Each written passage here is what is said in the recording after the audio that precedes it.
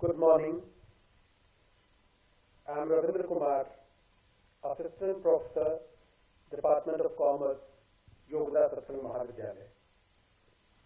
आज हम BCom semester 2 के मैनेजमेंट प्रिंसिपल्स एंड एप्लीकेशन अर्थात प्रबंध सिद्धांत एवं व्यवहार विषय के फर्स्ट यूनिट के पहले चैप्टर की शुरुआत कर रहे हैं।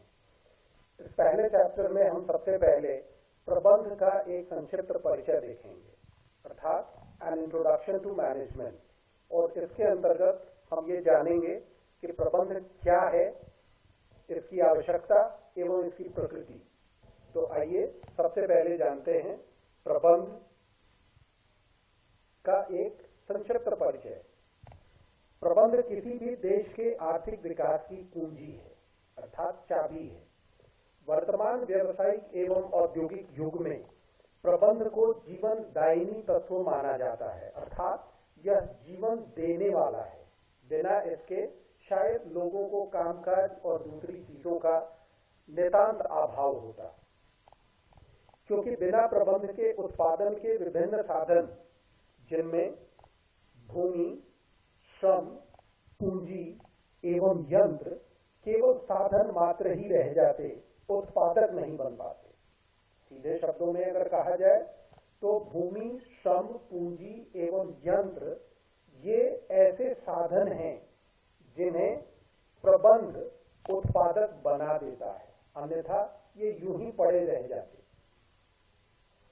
अर्थात जहां प्रबंध है वहां व्यवस्था, अनुशासन, दक्षता एवं निर्माण कार्य दिखाई देंगे, और अन्यथा इसके अभाव में हर जगह अव्यवस्था, अकुशलता, कुप्रबंध एवं अपव्यय दृष्टिगोचर होगा।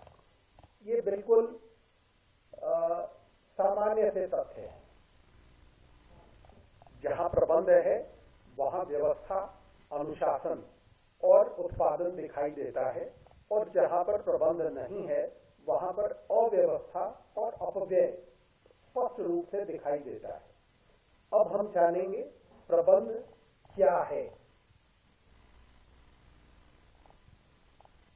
प्रबंध योजना बनाने, निर्णय लेने, समन्वय करने एवं संगठन के मानव संसाधन, वित्तीय संसाधन एवं सूचना संसाधनों को नियंत्रित करने की प्रक्रिया है, जिसकी सहायता से संगठन के लक्ष्य को प्रभावी रूप से एवं कुशलता के साथ प्राप्त किया जा सकता है। ये जब प्रबंध के बारे में हम जानना चाहते हैं कि प्रबंध क्या है, तो इसको ज्यादा बेहतर इस बात से समझा जा सकता है कि जहां कहीं भी योजनाएं बनानी पड़ती है, निर्णय लेने होते हैं, कोऑर्डिनेशन की आवश्यकता पड़ती है, जो मानव संसाधन होते हैं उनके उचित इस्तेमाल, वित्तीय संसाधन के उचित इस्तेमाल और जो उपलब्ध सूचना है उनके उचित इस्तेमाल और नियंत्रण की बात आती है, वहां प्रबंध स्पष्ट रूप से दिखाई देता है। और इन संसाधनों को अगर संगठन के लक्ष्य को ध्यान में रखकर प्रभावी रूप से एवं कुशलता के साथ इस्तेमाल किया जाए तो हम संस्था के लक्ष्य को आसानी से प्राप्त कर सकते हैं। इस संदर्भ में विभिन्न प्रबंध शास्त्रियों ने इसकी परिभाषा अलग अलग तरीके से दी है। सबसे पहली परिभाषा एफ.डब्ल्यू. टेलर की है।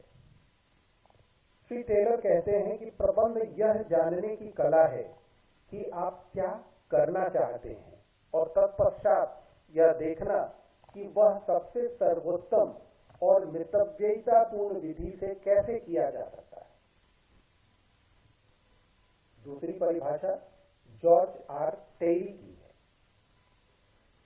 श्री टेरी कहते हैं कि प्रबंध एक पृथक प्रक्रिया है जिसमें नियोजन, संगठन, क्रियान्वयन एवं नियंत्रण को सम्मिलित किया जाता है तथा इसका निष्पादन व्यक्तियों एवं साधनों के उपयोग द्वारा निर्धारित उद्देश्यों की प्राप्ति के लिए किया जाता है। काफी स्पष्ट है। इसके बाद तीसरे प्रबंध शास्त्री हैं हेरोल्ड कुंज। इनका कहना है कि प्रबंध औपचारिक रूप से संगठित समूह से कार्य कराने अथवा उनके साथ कार्य करने की कला है। बहुत स्पष्ट है कि प्रबंध सिर्फ काम कराने की कला नहीं है, बल्कि लोगों के साथ मिलकर काम कर पाने की क्षमता भी कहीं ना कहीं प्रबंध है।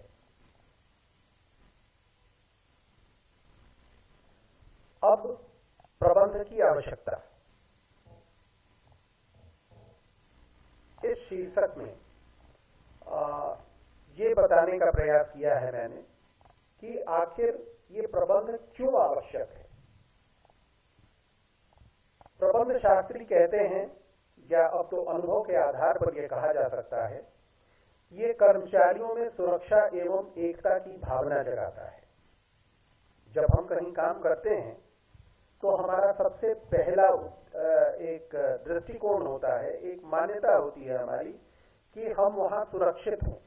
अब ये सुरक्षा सिर्फ मानवीय सुरक्षा नहीं है, हमारी जो हमारा जो जीवन है, हमारे हर रूप में हम सुरक्षित रहें। हमारी नौकरी सुरक्षित हो, हमें मिलने वाला वेतन सुरक्षित हो, हमारी जो सुविधाएं हैं वो सुरक्षित हों, और काम करने का काम की जो नियुक्ति है हमारी, उसमें भी सुरक्षा, और साथ ही जिस संस्था में हम काम कर रहे हैं वहां लोगों के बीच में एकता की भावना हो। ये बहुत इंपॉर्टेंट है कि अगर हम अपने को हर रूप से, हर प्रकार से सुरक्षित महसूस नहीं करेंगे तो काम में अपना 100% हम नहीं दे पाएंगे, 100% हम नहीं दे पाएंगे। तो इसलिए प्रबंधन के लिए बहुत आवश्यक है कि वो कर्मचारियों को सुरक्षा और साथ साथ एकता की भावना उनमें जागृत करे। दूसरा बिंदु है, इसकी आवश्यकता विभिन्न विभागों में बेहतर समन्वय के लिए। अगर किसी भी संस्था में विभिन्न विभागों के बीच में आपसी समन्वय नहीं होगा, जो लोग अलग अलग बिंदुओं पर काम कर रहे हैं उनके बीच अगर समन्वय नहीं होगा तो शायद जो संस्था है वो अपने लक्ष्य को प्राप्त नहीं कर पाएगी। बहुत जरूरी है कि हर विभाग, क्योंकि सारे विभाग एक निश्चित लक्ष्य, जो संस्था का एक लक्ष्य है, उसके लिए काम करते हैं, तो निश्चित तौर पर सबके काम कहीं ना कहीं एक दूसरे से जुड़े होते हैं। तो इन कामों के जुड़े होने का महत्व तभी ये सार्थक हो पाता है जब उनके बीच में आपसी समन्वय हो। तो ये कोऑर्डिनेशन बहुत इंपॉर्टेंट है। तीसरा बिंदु है कि इसके कारण कर्मचारियों को निर्धारित समय सीमा के भीतर अपने कार्यों को पूरा करने का दबाव रहता है। अगर हम स्वच्छंद हो, हमारे ऊपर कोई नियंत्रण, कोई देखने वाला ना हो, कोई समय निर्धारित करने वाला ना हो, तो हम बिल्कुल उन्मुक्तता के साथ अपना काम करेंगे, निश्चिंतता के साथ अपना काम करेंगे। तो प्रबंध की आवश्यकता इसलिए भी होती है संस्थाओं में कि वो कर्मचारियों को के लिए कार्य की समय सीमा निर्धारित करे, ताकि कर्मचारियों पर एक दबाव रहे कि इस समय सीमा के अंदर उन्हें अपना काम पूरा करना है। चौथी आवश्यकता, यह कार्यस्थल पर एक शांतिपूर्ण और सकारात्मक माहौल बनाता है। अगर किसी भी संस्था में कोई व्यक्ति या कोई एक मैकेनिज्म ऐसा नहीं हो जो कार्यस्थल पर पूरे हर व्यक्ति के बीच में, हर विभाग के बीच में एक डिसिप्लिन कायम करके रखे, जिससे पूरा माहौल शांतिपूर्ण हो और सकारात्मक हो, जिसमें लोग आराम से अपनी और शांत मन से अपना काम कर पाए। अगर माहौल शांत नहीं होगा, चारों ओर अव्यवस्था होगी, लोगों को काम में डिस्टर्बेंसेस होंगे, तो वो अपने काम में 100% अपना नहीं दे पाएंगे। तो इसलिए बहुत जरूरी है कि कार्यस्थल पर शांतिपूर्ण और सकारात्मक, पॉजिटिव एक माहौल हो, ताकि लोग मन लगाकर काम करें और अपना 100% अपनी संस्था को दे पाए। अब इसके बाद प्रबंध की प्रकृति। प्रबंध की पहली प्रकृति के रूप में हम देखते हैं कि यह बहुविषयक है, मल्टी डिसिप्लिनरी। अब ये बहुविषयक का अर्थ हो गया कि प्रबंध अपने आप में तो एक विषय है ही, इसमें अर्थशास्त्र, स्टैटिस्टिक्स, मैथमेटिक्स, साइकोलॉजी अर्थात मनोविज्ञान, सोशियोलॉजी, समाजशास्त्र इत्यादि का सम्मिश्रण है। अब इस सम्मिश्रण का यह अर्थ है कि मैनेजमेंट के जो प्रिंसिपल्स हैं और जो उसकी स्ट्रैटेजीज बनती है, उसमें आवश्यकता के अनुसार हम इतिहास को, हम अर्थशास्त्र को, हम मैथमेटिक्स को, हम मनोविज्ञान को, हम समाजशास्त्र को इनका इस्तेमाल करते हैं और सिद्धांतों का निर्माण करते हैं।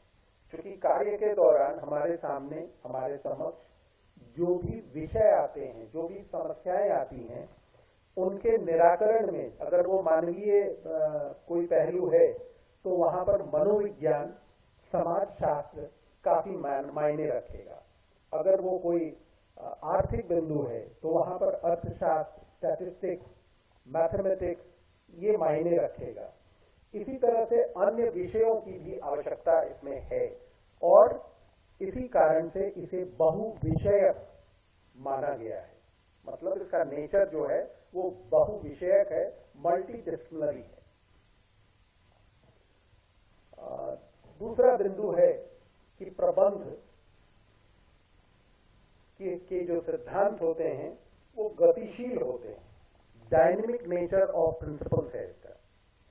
डायनेमिक नेचर ऑफ प्रिंसिपल का मतलब है कि ये समय अनुरूप, स्थान के अनुरूप और परिस्थिति के अनुरूप जरूरत पड़ने पर अपने लक्ष्य, अपने ऑब्जेक्टिव को भी परिवर्तित कर सकता है। क्योंकि कब कैसा समय है, कैसा वातावरण है बाजार में, वो बहुत महत्वपूर्ण है। अगर बाजार की स्थिति ऐसी है कि हमारा जो लक्ष्य है, हमारे जो गोल्स हैं, वो आज के परिस्थिति के अनुकूल नहीं है, तो हमें अपने लक्ष्य को बदलना होगा। अगर हम नहीं बदलेंगे तो शायद हमारी संस्था जो है वो सफल नहीं हो पाएगी। तो इसके प्रिंसिपल्स जो भी हैं, जो भी सिद्धांत हैं, वो बाहरी वातावरण जिसमें सामाजिक, आर्थिक, तकनीकी, राजनीतिक जो वातावरण होते हैं वो सब मायने रखते हैं और उनके अनुरूप, समय के अनुरूप हमें अपने सिद्धांतों में परिवर्तन करना पड़ता है और आवश्यकता पड़ने पर अपने लक्ष्य को भी परिवर्तित करना पड़ता है। तो इसके सिद्धांत बहुत फ्लेक्सिबल हैं। इसकी जो प्रकृति है वो बहुत इलास्टिक के समान है, वो लचीली है। तीसरा महत्वपूर्ण इसकी प्रकृति, मैनेजमेंट इज साइंस और आर्ट। प्रबंध विज्ञान है या कला। ये एक बहुत ही ज्वलंत प्रश्न है और बराबर इस पर कहीं ना कहीं विवाद होते रहते हैं। और इसको जानने के लिए बहुत जरूरी है कि पहले हम जान लें कि विज्ञान या कला है क्या। सामान्य शब्दों में अगर हम देखें तो जांची हुई कल्पनाओं द्वारा सिद्धांतों का जब निर्माण होता है, प्रतिपादन होता है, तो ये विज्ञान का हिस्सा है। प्रबंध के सिद्धांत एवं नियमों की सार्वभौमिकता अर्थात इसकी यूनिवर्सलिटी अर्थात इसका विश्वव्यापी होना, इसके सिद्धांतों का विश्वव्यापी होना। विश्वव्यापी ये तभी हो सकता है जब इसके सिद्धांत एक खास परिस्थिति में जब उसको अप्लाई किया जाता है तो वो चाहे कोई भी जगह हो, कोई भी देश हो, सब जगह समान रूप से प्रभावी होगा। और तीसरा है कारण और प्रभाव के बीच संबंध का पाया जाना। ये विज्ञान में ही संभव है। अगर संक्षिप्त रूप में इसको हम देखें तो जहां पर निश्चित सिद्धांत हैं, सिद्धांत निश्चित किए गए हैं और वो निश्चित करने के पीछे विभिन्न प्रयोग हैं, प्रयोगों द्वारा प्राप्त निष्कर्ष के आधार पर जो सिद्धांत बनाए गए वो विज्ञान है। क्योंकि उसमें कोई परिवर्तन परिस्थितिवश, स्थानवश, समयवश नहीं होंगे, तो ये विज्ञान से ही संभव है। अब दूसरी ओर है कला। तो पहला बिंदु तो क्लियर है कि प्रबंध विज्ञान है, क्योंकि उसमें जांची हुई जो कल्पनाएं हैं और उनके आधार पर जो सिद्धांत बनाए जाते हैं, ये विज्ञान में ही संभव है। इसके सिद्धांत और नियम सार्वभौमिक हैं, विश्वव्यापी हैं और इसके कारण और प्रभाव में संबंध पाया जाता है। ऐसा नहीं है कि कारण कुछ हो और प्रभाव कुछ हो, दोनों के बीच में संबंध होते हैं। तो इसलिए कहा जाता है कि प्रबंध विज्ञान है। अब इसका दूसरा पहलू प्रबंध कला है।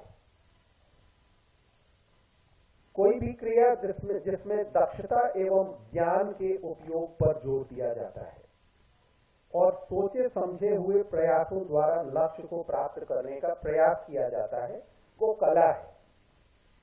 इसमें व्यक्तिगत दक्षता को महत्व दिया जाता है, अभ्यास या अनुभव के द्वारा सुधार पर जोर दिया जाता है, परिस्थिति के अनुरूप निर्णय लेने पर जोर दिया जाता है और कल्पना शक्ति और दूरदर्शिता को महत्व दिया जाता है।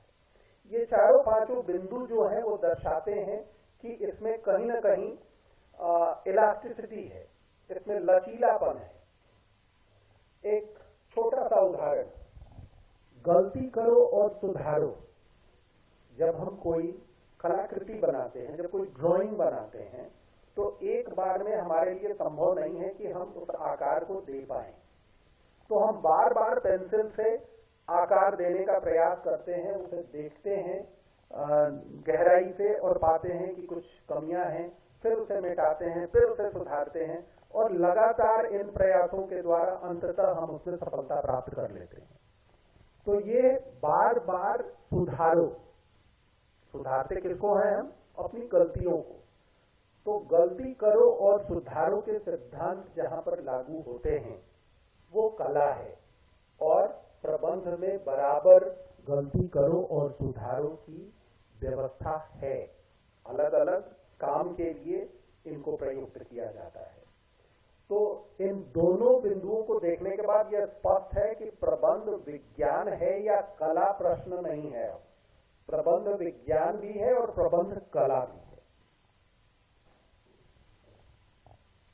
तीसरा बिंदु, सिद्धांतों की गतिशील प्रकृति। सिद्धांतों की गतिशील प्रकृति।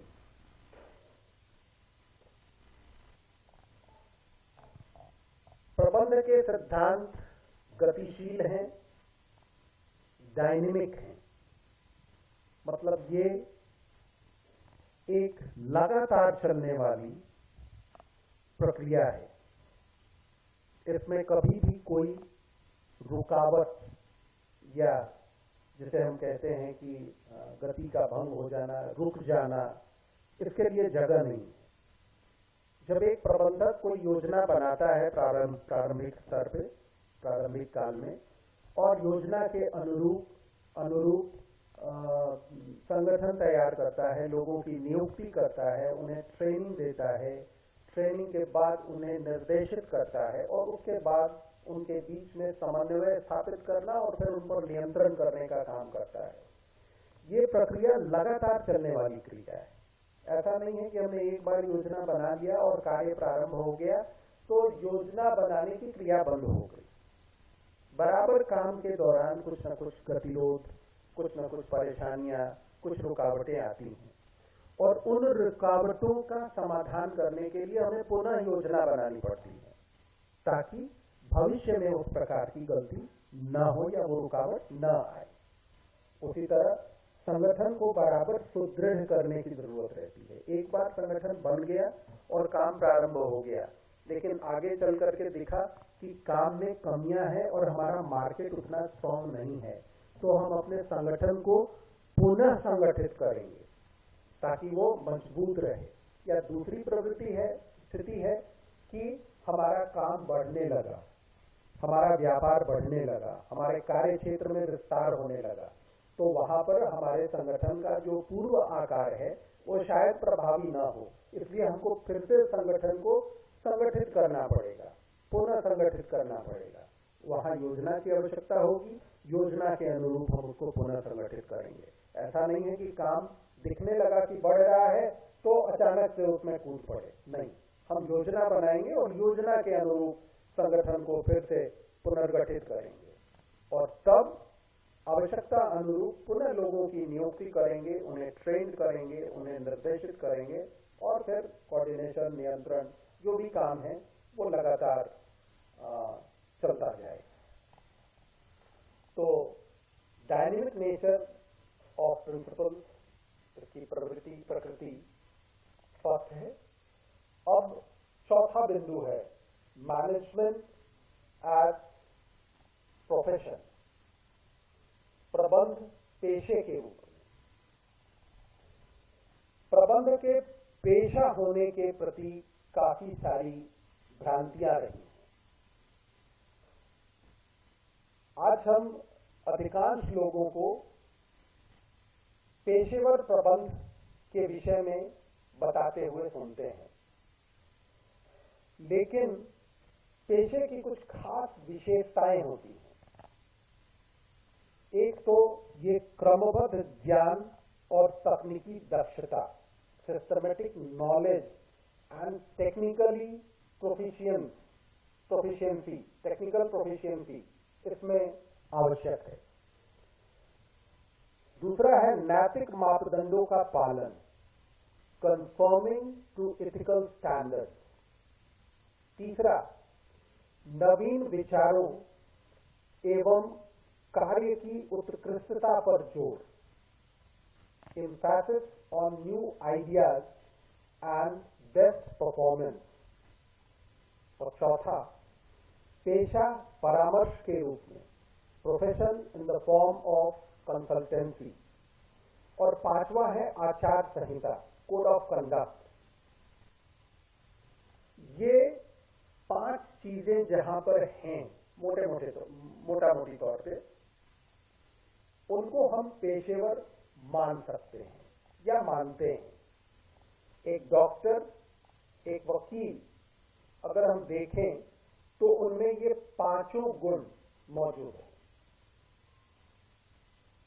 वे परामर्श देते हैं पेशेवर के रूप में, बराबर नवीन विचारों और कार्य की उत्कृष्टता पर जोर होता है, वो नैतिक मापदंडों का पालन करते हैं और बराबर systematic knowledge and technical proficiency, क्रमबद्ध ज्ञान और तकनीकी दक्षता पर उनका जोर होता है। लेकिन प्रबंधकों के मामले में आज ऐसा नहीं माना जाता है कि ऐसा कुछ उनमें है। निश्चित तौर पर वो बराबर अपने को अपडेट करते हैं, जो नवीन परिवर्तन हो रहे हैं, बाजार की स्थिति बदल रही है, उसके अनुरूप जरूरी है कि वो अपने आप को अपडेट रखें। नैतिक मापदंडों का पालन के लिए वहां पर कोई विशेष नियमावली और ऐसी किन्हीं चीजों का निर्माण नहीं हुआ है अभी तक। नवीन विचार और उत्कृष्टता पर जोर रहता है, लेकिन उनके लिए कंपल्सरी और मैंडेटरी नहीं है। वो पेशेवर के रूप में परामर्श देने वाला काम नहीं करते हैं आज के समय में। और सबसे इंपॉर्टेंट है कि उनके लिए कोई आचार संहिता अभी नहीं बनाई गई।